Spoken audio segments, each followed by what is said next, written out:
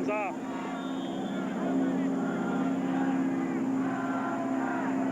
Painter and Flanagan await Maggio's kickoff.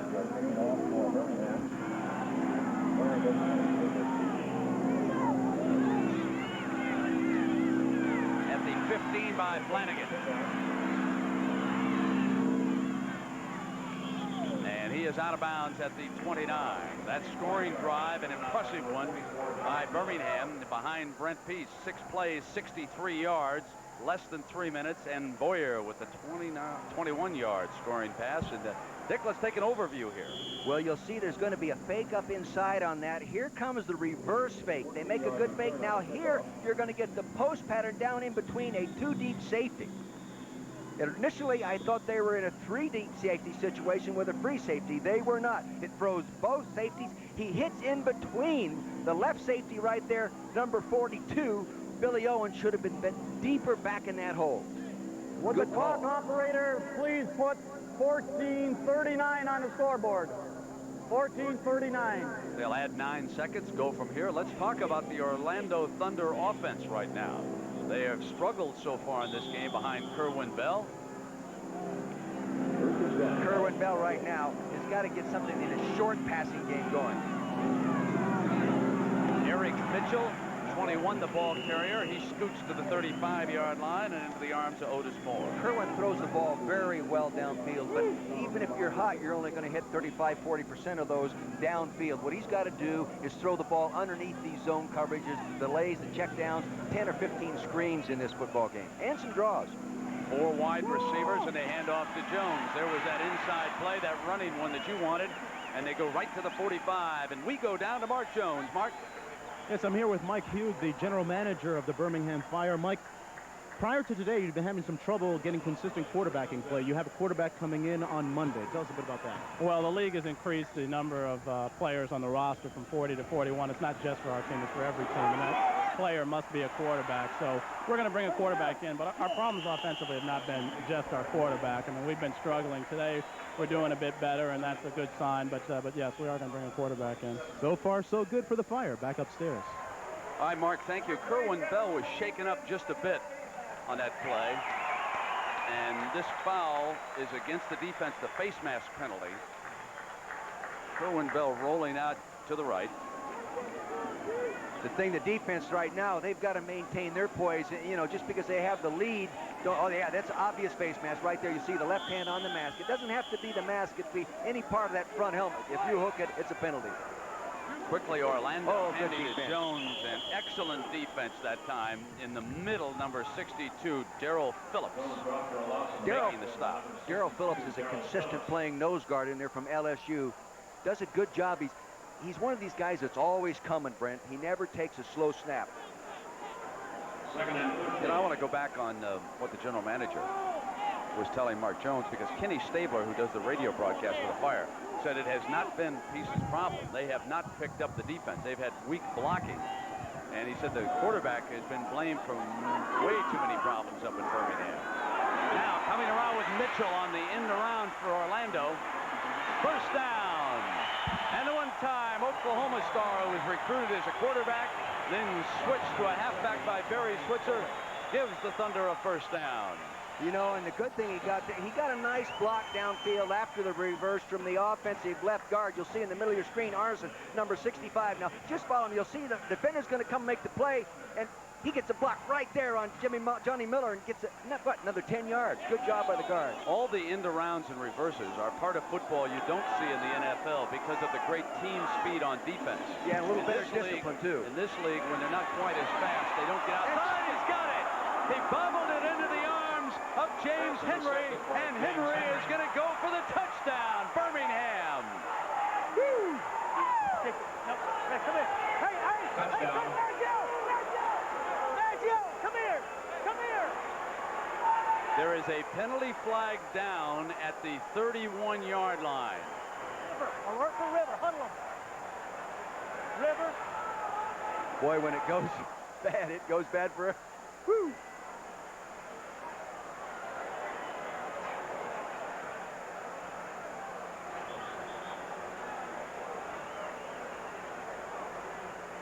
We have unsportsmanlike conduct on number, what number? On Orlando. After the touchdown, we'll assess it on the kickoff. Mitchell threw his helmet off the field. That's why the penalty was called on Orlando. A 77-yard touchdown return by James Henry, number 45. Makes it 22-0, and Lyle to attempt the extra point. You have to give some credit to Steve Gage, 48, the safety that hit him just upon reception time. Popped the ball up in the air. Real good defensive play by him, as well as the interceptor. Fake field goal. Maggio to run in for 2. You can go for 2 in the World League. It's 24-0, and folks, suddenly Brent Peace is a wonderful quarterback. He wasn't even on the field, but everybody says he's great. We'll be right back.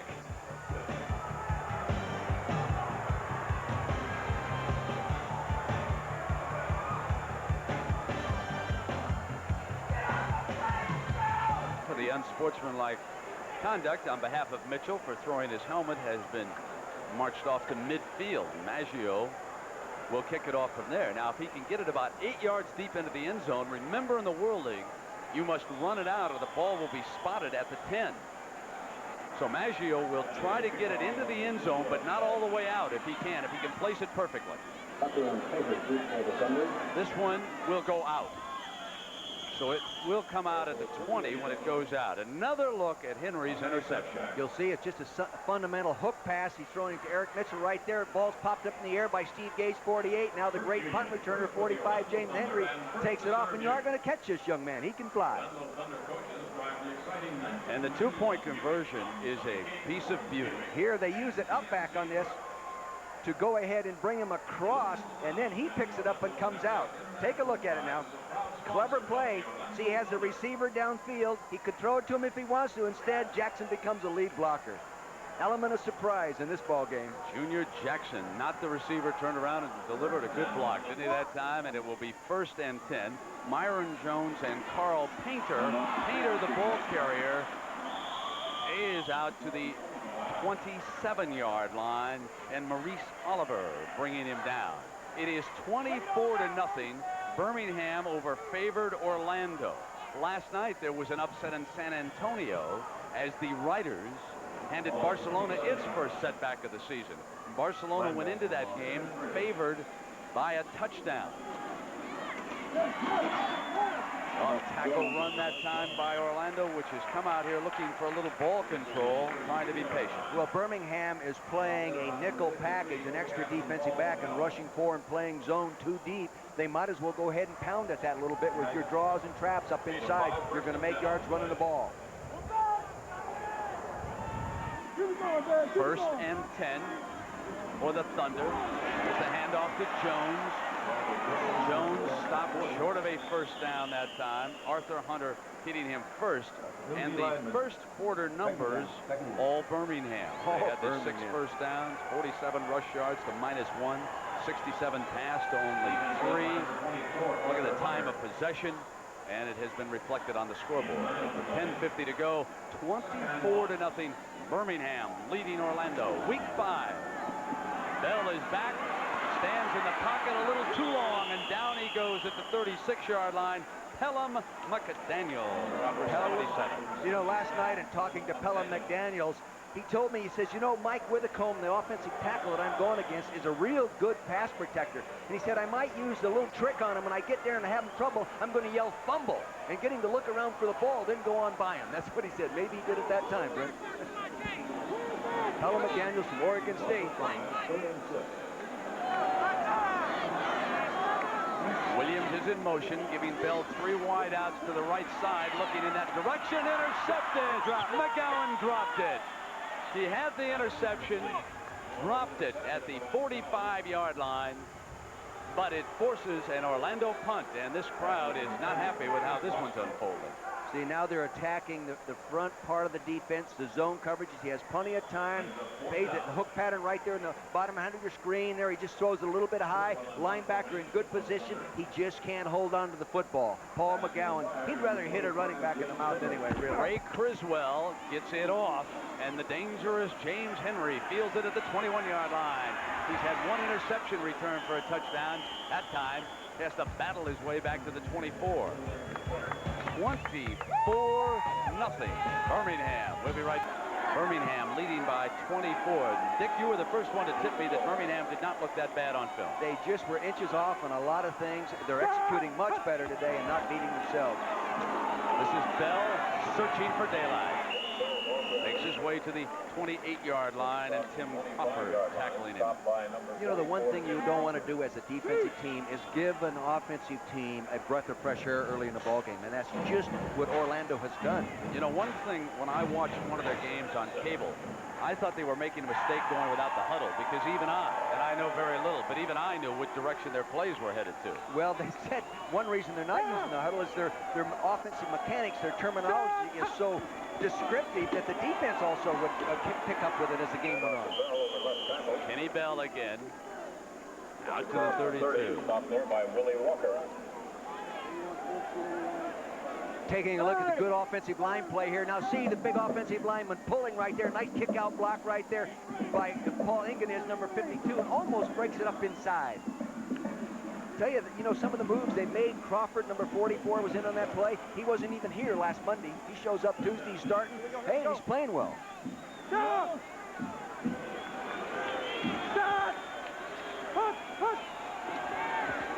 Piece from the shotgun. Throwing complete to Avery for the first down. Stephen Avery. Piece is getting knocked down, but he's getting rid of the ball before he gets knocked down. A week ago, 2 weeks ago, he was getting knocked down before he could throw it. Here, Pressbury comes in and gets him a shot right there at the end of the throw. Legal hit. See, it's a real tight huddle, close to the line of scrimmage. They're in and out. It gives Peace time to think about his own play before he has to get up and look at the defense and decide if he has to audible or not. Well, that's what you're saying, that it gives Peace a chance, right? Yes, right. Gives him peace of mind. That time, the Orlando defense, led by Billy Owens, all over Elroy Harris, number 31. Elroy Harris, in case you just joined us, is playing his first game for the Birmingham Fire. He is the league's 5th leading rusher. Obviously, there was a personality conflict between Harris and some of the Montreal coaches. Otherwise, you don't turn a back loose like that. He had a great touchdown run against Birmingham of about 42 yards earlier this season. Second down and 11. Orlando shows blitz. Then they back out. And Bell to the 41. Mark Jones, what do you got? Well, receivers coach Wes Chandler was trying to straighten out some of the pass routes between Bell and his receivers, but more than anything else down here, it's all about finger pointing. Some of the Orlando players starting to drag their heads and accuse each other of not doing their jobs. Back upstairs. That's a tough way to come back from 24-0. I'll tell you, if that happens this early, you're in trouble, buddy. Pretty quick, they start pointing to the coach. I'll tell you who has to be ecstatic about the turn of events. The New York, New Jersey Knights, folks. Keep an eye on that team in the North American East Division. Blitz. Got him buried at the 30-yard line. Mike Nettles, 23.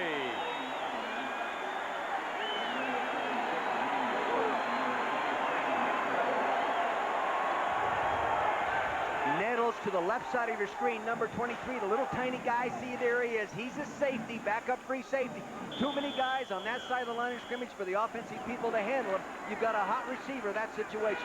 They weren't prepared. Good defensive call. Maggio to punt. Standing on the Birmingham 16. Tucker with 10 guys coming after him. He just does get it off. Line drive to Tucker at the 40, 45. Out of bounds at midfield. Oh, I don't know how Maggio got that one off. They were all over him that time. That's gut punt right there.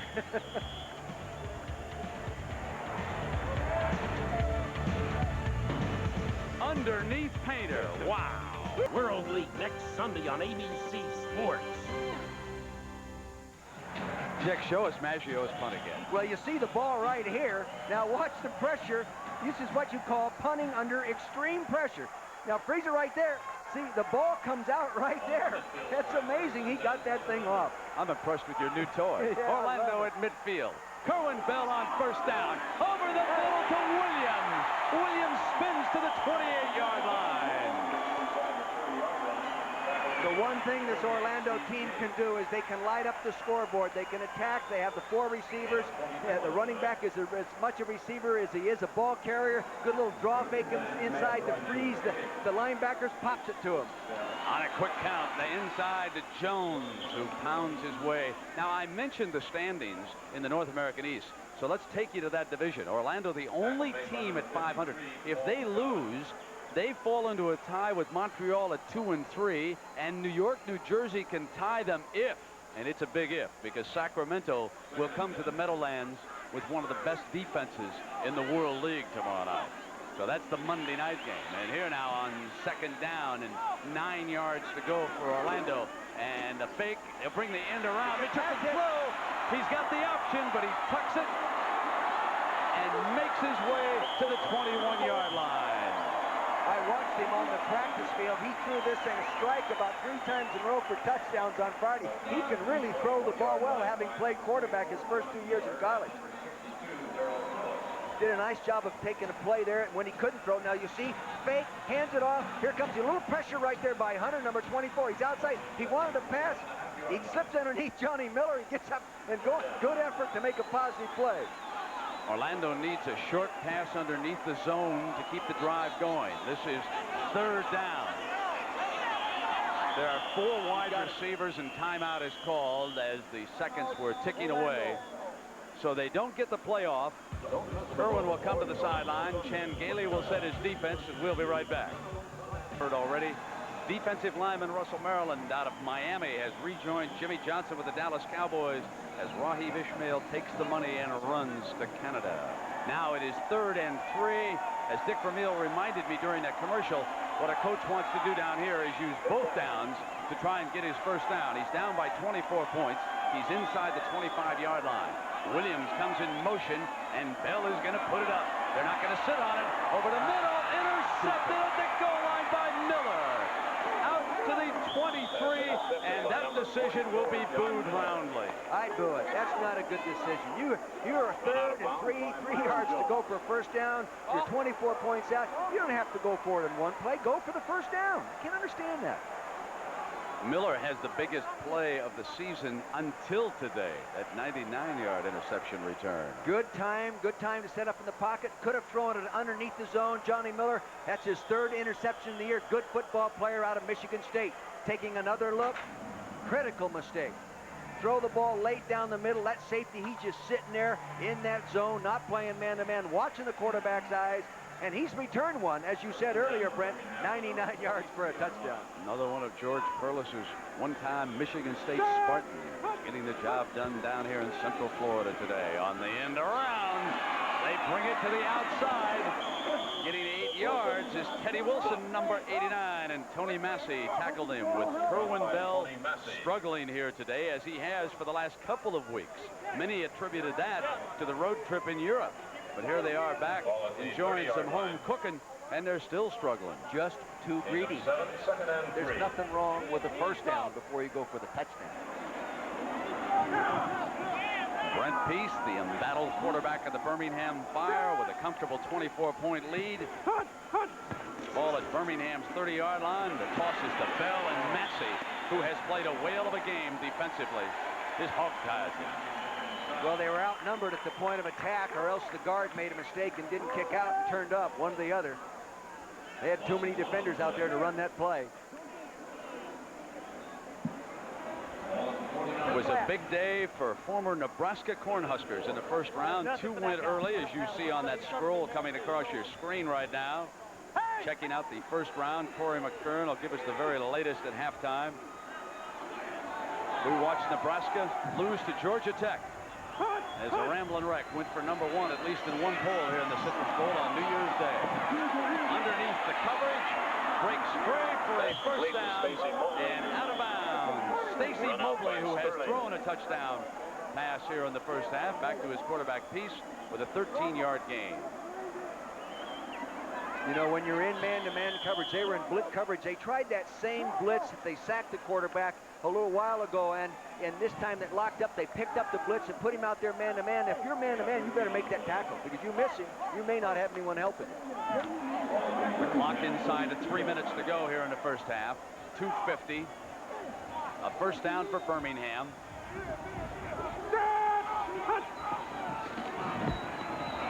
Bell out to the 49-yard line. Good first down run. Kenny Bell out of Boston College was signed by Birmingham as a free agent. He was the Fire's leading receiver, and then with Joe Henderson having been turned loose this week, he now picks up the slack and becomes their #1 running back, at least until Elroy Harris picks up the entire offense. So Birmingham making some personnel moves. West 435! West 435! Down! Down! Peace changing up at the line. Oh, good Not linebacker much play. there. Wayne Dixon did a real nice job on that, Brent. Scrape off. It was counter action, and it's hard for a linebacker to get that first jump on a counter. But Dixon, number 56, did it that time. The 2-minute warning in Orlando, where it has been all Birmingham so far. Well, come along with us to Wembley Stadium in London next Sunday here on ABC. The lone unbeaten team left in the World League. London at 5-0 and favored to go all the way. And remember, they would get the home field advantage if they can get into the World Bowl, because on June 9th, that's where it'll be. It's a 10-week regular season, then 1 week of the playoffs. 4 teams will go to the playoffs in the World Bowl. The 3 division champions, the second-place team with the best record. The second-place team with the best record will play the division champion with the best record, and the other 2 division titleists will meet. That's on June 2nd. So it all wraps up on June 9th with the first ever World Bowl. On 3rd and short, Peace running away from pressure, throws incomplete. And that was Steve Williams, the new cornerback, number 28, knocking it down. Man-to-man all the way, because they were coming with the blitz, putting the pressure on the 3rd and 3.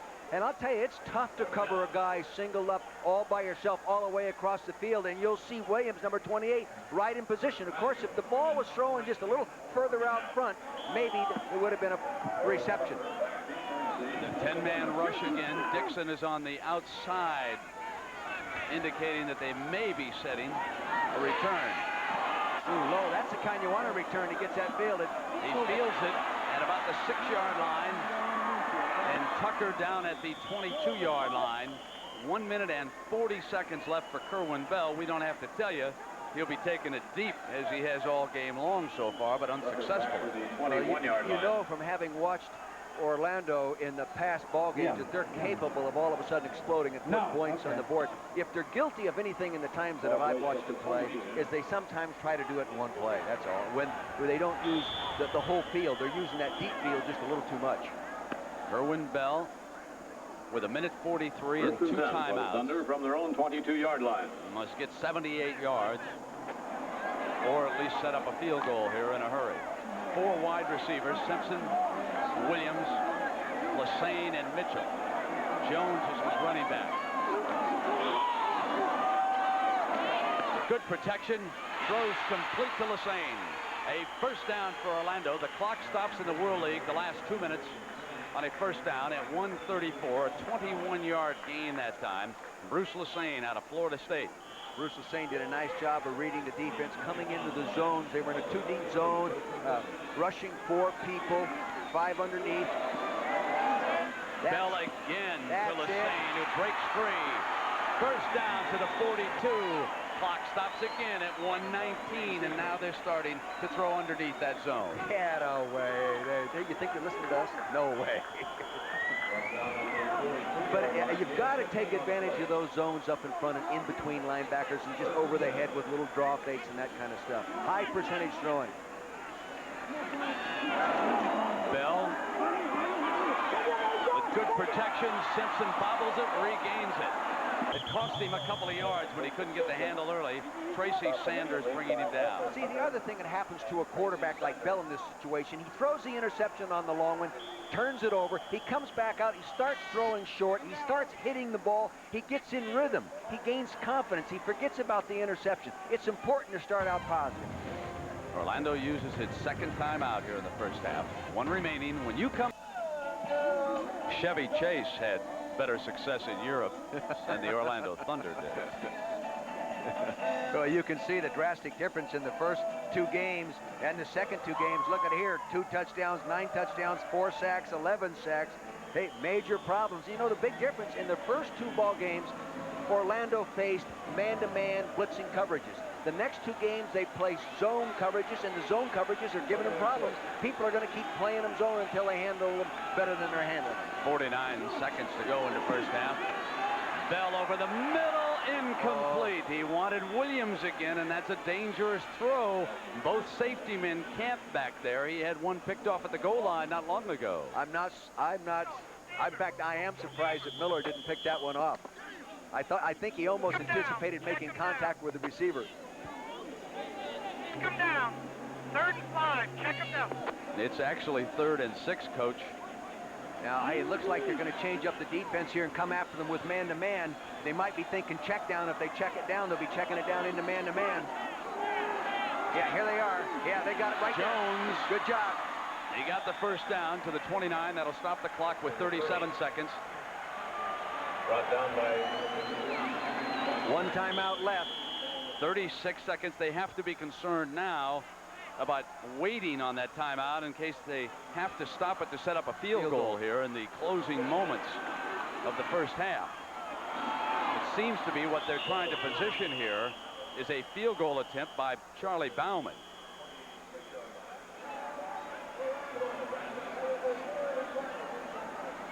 See, now they've used their final timeout.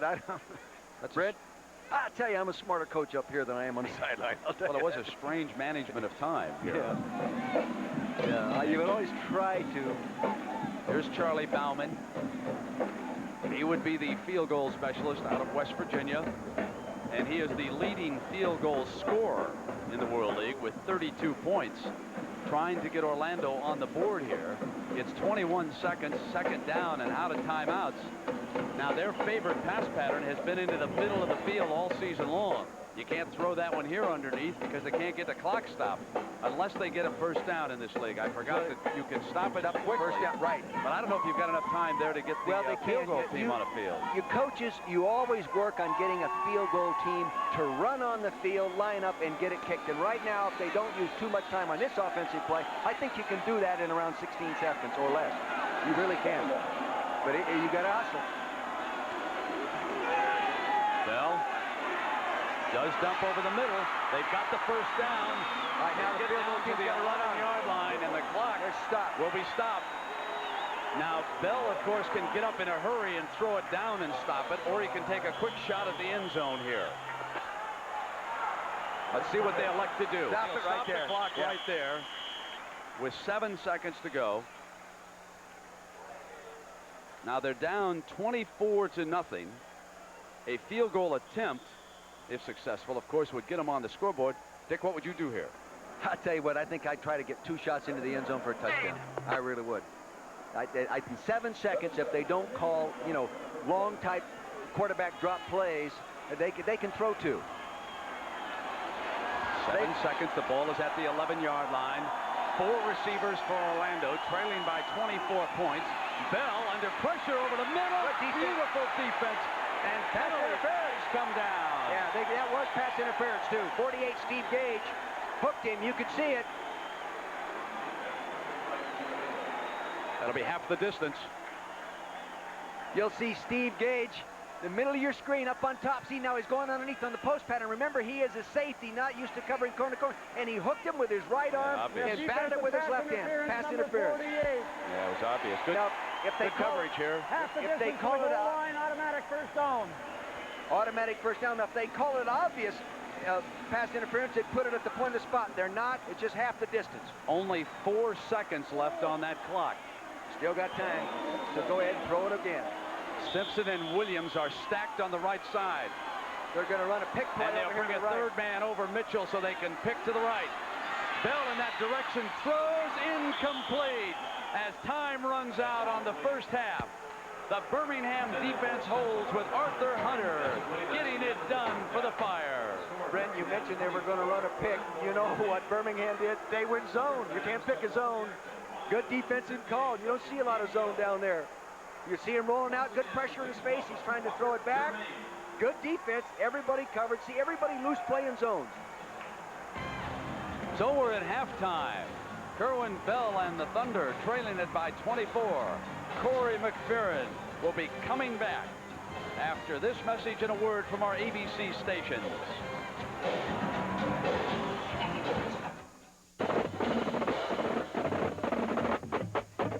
The World League of American Football is orchestrated by the beat of an international rhythm.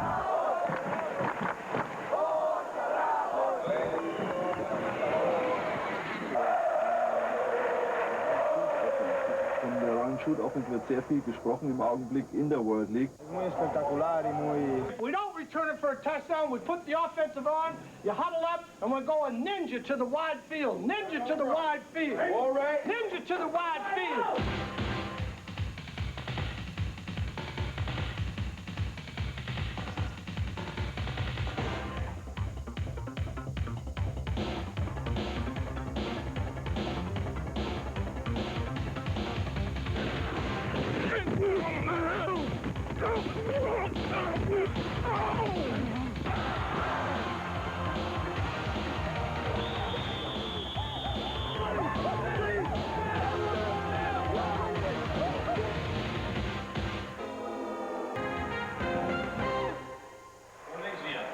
We're at halftime. Underdog Birmingham leading Orlando 24-0.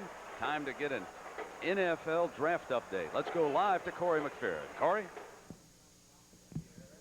All right, Brent, the 56th annual NFL draft is well underway right now. We're through the 12th pick of the first round. And defense certainly dominating here today. 7 of the first 9 picks are defenders. Kind of surprising to many of the selections. But the biggest stunner of the day occurs early this morning. Of course, we're talking about Notre Dame's Rocket Ismail and his decision to spurn the NFL to play ball north of the border in Canada. The Rocket, of course, the most explosive offensive weapon in college football. Dallas traded for New England's top pick for the chance to sign Ismail as the #1 selection overall. However, the Toronto Argonauts overwhelmed Ismail, a deal that could earn